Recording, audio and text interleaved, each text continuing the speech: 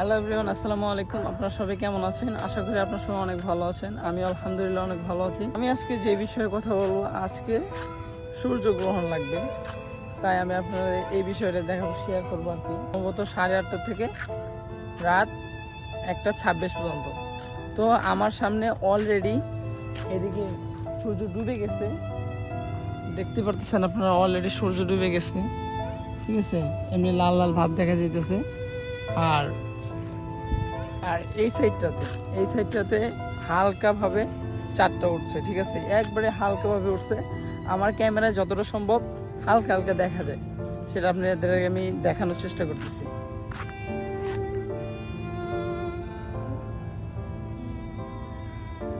মানে খুবই হালকা, বুঝতে পারছেন?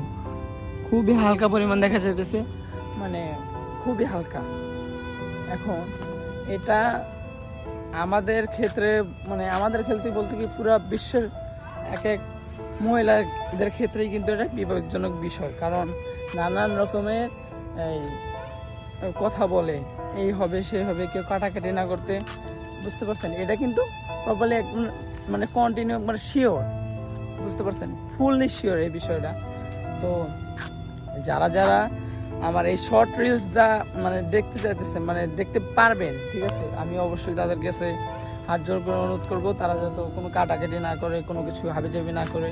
আমি সবার কাছে এতটুকু অনুরোধ করবো, কারণ আমি চাই না আমার মতো একজন ভালো, ঠিক আছে, আমি নিজেকে ভালো বলি না, আমার যেমন শরীর সুস্থ আছে, আমি চাই না কোনো প্রেগনেন্ট মহিলার পেটে থেকে কোনো হাবিজাবি বের হোক, ঠিক আছে।